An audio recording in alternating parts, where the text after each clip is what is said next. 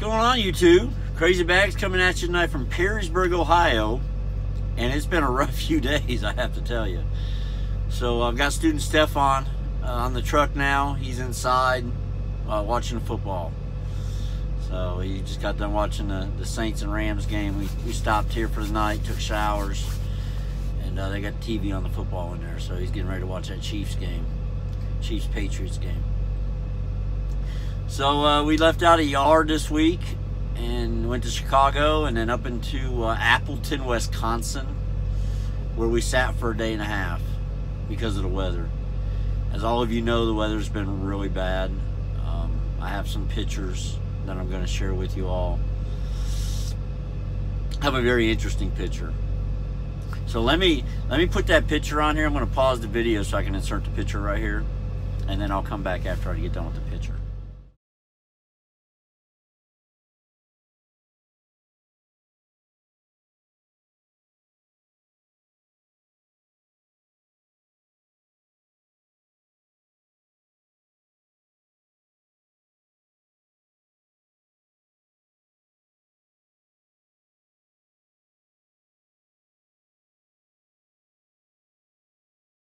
This is Dick. He could have killed somebody. Don't be a dick. So, as you can tell by the pictures, we saw some pretty interesting things the last few days. The one that struck me the most is the one of the guy in the TA parking lot who drove his truck to the fuel island, which is the small little area this big he could see out of. So he come out of his parking spot in the back road, drove all the way through the truck stop, and then up to the fuel island. You know what? I'm glad no one got killed. But, I mean, that's just a terrible move. I don't understand why you would do that. So, you know, maybe he just needs to find another line of work. So, yeah, so we've been stuck in the snow. It's been pretty crappy. I did a little driving today. It was pretty clear all the way down to Chicago, and then we hit some lake effect snow on 80 there right before you get on the turnpike. It was pretty thick. There were some cars in the median and into the woods, in the ditch, into the wall, everywhere. Even a Love service truck was down in the ditch on the westbound side. So it just shows you how bad it's been. And we even saw one of our own on 80 here in Ohio out in the ditch. That's a shame, you know. I hate to see that. I hate to see anybody in the ditch, but it touches me a little more when I see a prime truck in the ditch. So guys, just make good choices, man. That's all you got to do. You know, people tell me, oh, I can't afford to wait an extra day for the snow. Well, you know what? I guess that guy couldn't either. Guess what? Now, I don't even know if he has a job, but he's definitely waiting more than a day. All I did was wait one extra day. That was it. We got loaded at like 9 o'clock at night. We went to bed. We spent all day yesterday up there in Appleton at the truck stop in Little Chute is what it is. And we left this morning. We drove to Perrysburg and they rescheduled our delivery. It was originally scheduled for 3 o'clock today, but they're gonna have to reschedule it anyways because the roads were closed in Pennsylvania.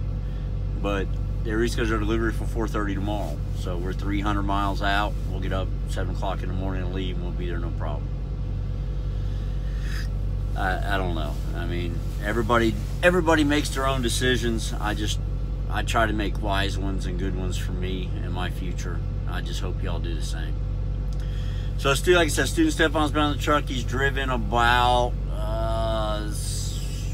700 miles, maybe 600 miles since he got on the truck.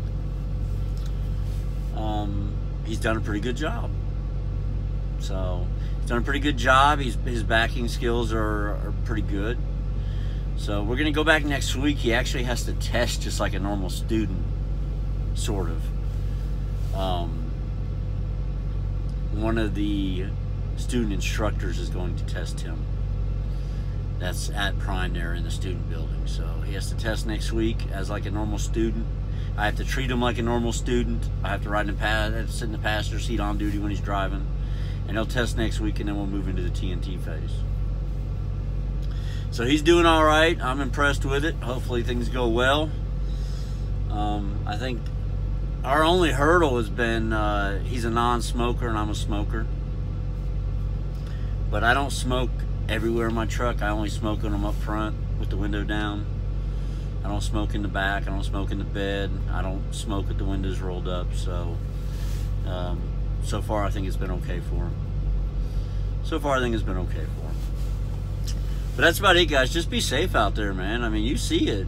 I mean, shoot. I mean, heck, let me just show you this parking lot real quick. I mean, look at this. Look at this parking lot alone. You know, this is the parking lot. It hasn't snowed here since yesterday night.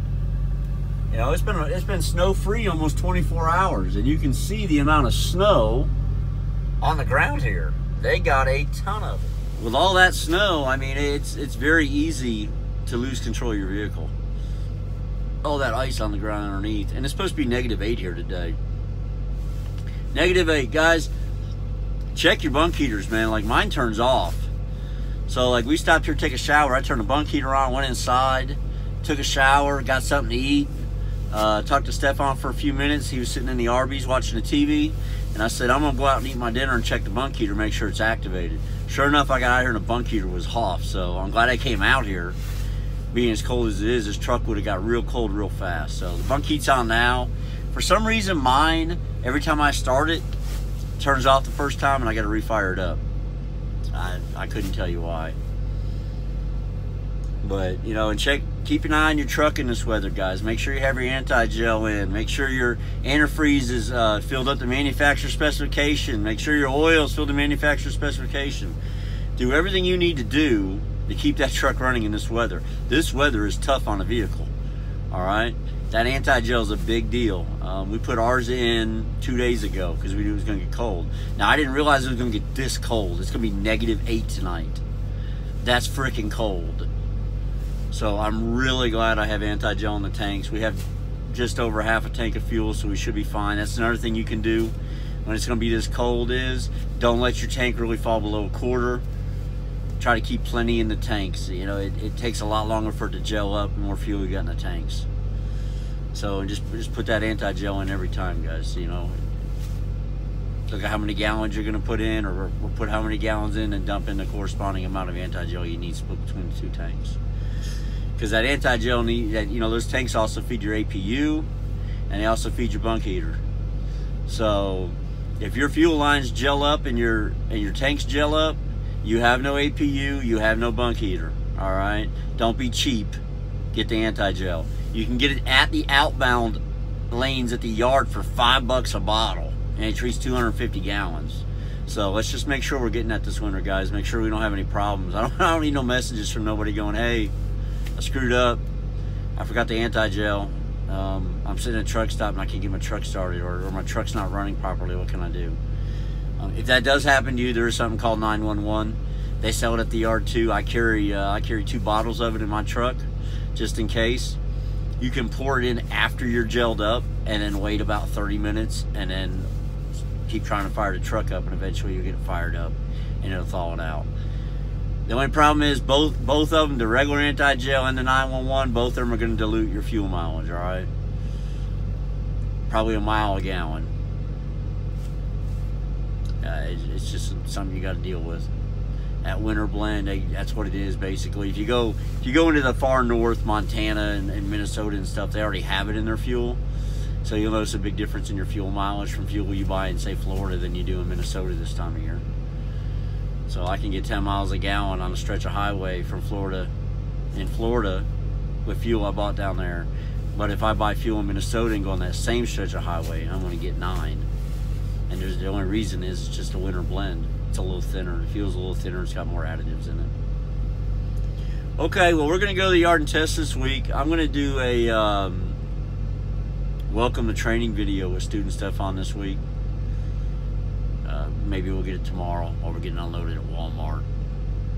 I'll take a little video of him backing up in there, so y'all can see his bagging skills. I know his girlfriend's going to watch the video too. Don't worry, I'm taking good care of him. Even though he did try to spoon with me the first night, I had to kick him out of the bed and tell him to get in his own bed. So, all right, y'all, please stay warm, stay safe, all right? Make good choices, be successful.